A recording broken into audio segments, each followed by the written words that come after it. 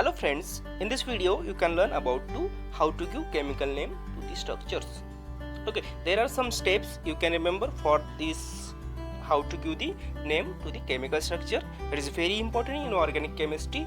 So first step you have to remember, which is choose the parent name for the structure, then give the numbering according to rule. Okay, if you have chosen the parent name for the structure, then you have to give the numbering according to rules. Okay, there are various rules. If you can use the IUPAC rule for nomenclature and numbering, also you can use any other numbering rules. Okay, if the structure having the complicated substituent, so that complicated substituent you have to give this separate numbering to them.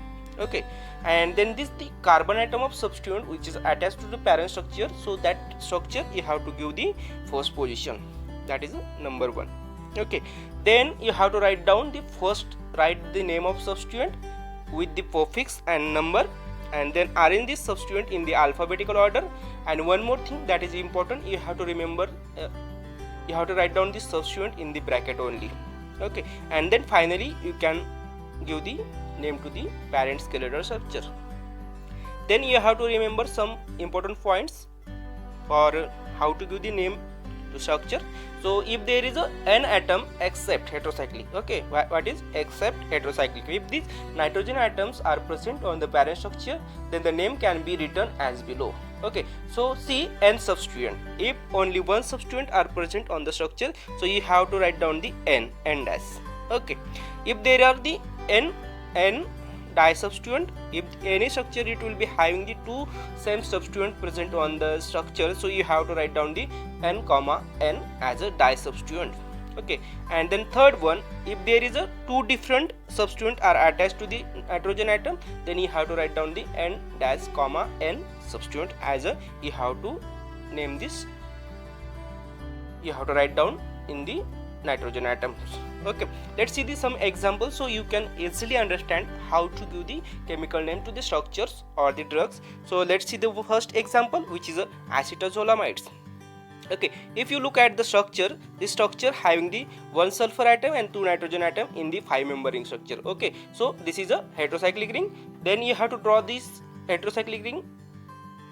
Okay, then give the numbering as per priority table. So first number should be got the sulfur, and then you can give the numbering any direction, so another heteroatom can get the least possible number. So name for this heterocyclic ring, which is a 1,3,4 thiazole. Okay, so thia is a prefix used for the sulfur, and azo is a prefix for the nitrogen, and di is because if there is a two nitrogen present in the structure. So this is parent structure 1,3,4 thiadiazoles. Then you have to give the numbering to the structure. So if you consider the sulfur as a first, then you have to give the direction in any direction that substituent should get the least possible number, and this substituent you have to arrange in the alphabetical order. So you have given number in this way 1 2 3 4 5. So this is 5-member ring structure. Then let's see the, if you have identified the parent nucleus or the basic moiety, basic skeletal moiety, so that will be the 1,3,4 thiadiazoles. Okay, then see the another substituent which are present. Okay, these substituent are not a complicated substituent, so you have to remember general. On the second position you are having the acetoamido group, and on the 5th position you are having the sulfonyl group. Okay, so in this structure you have identified the two substituent as well as the your skeleton, basic skeleton or the parent nucleus. So always write down at the end, you have to write down the parent nucleus name. Okay, so and the first you have to write down the substituent name. So you can see on the second position you are having the acetamide group, so you, and 5th position you are having the sulfonyl group. So name it will be the 2-acetamido, 5-sulfonyl 1,3,4 thiazole.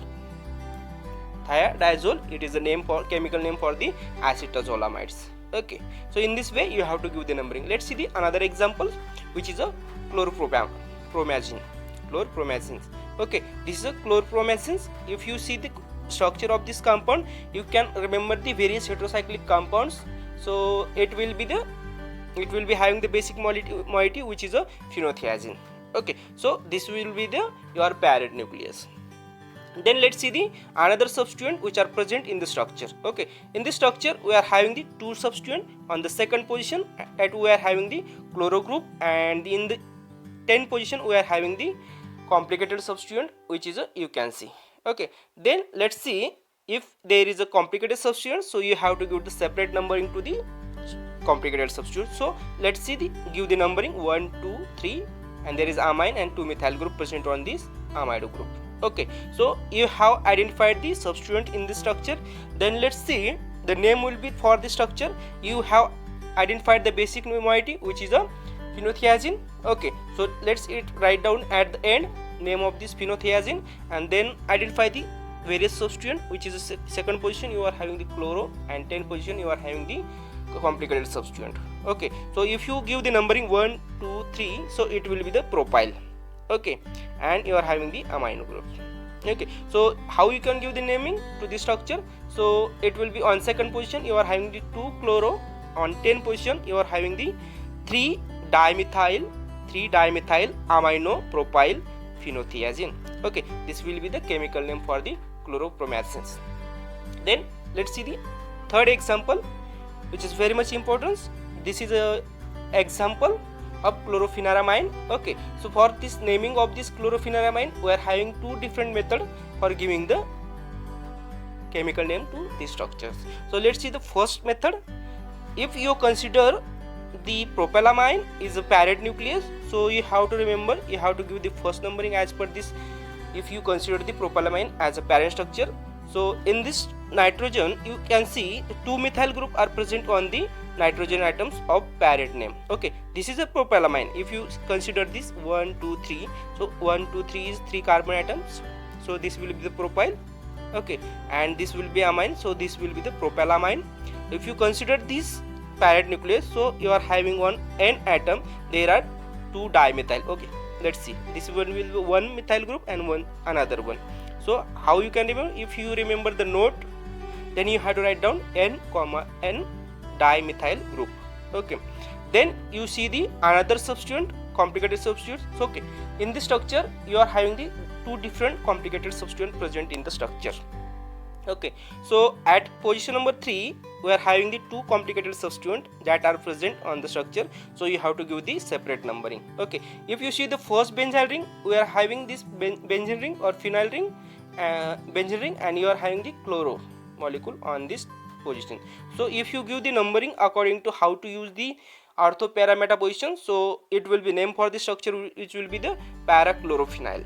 Okay, and the another one is which is the name, this is a heterocyclic ring which is a pyridine, so you can write down the pyrid 2-yl or 2-pyridyl.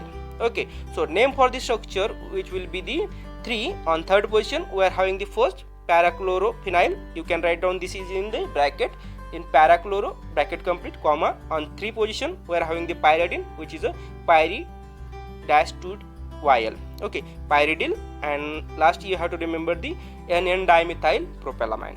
Okay, so this will be the chemical name.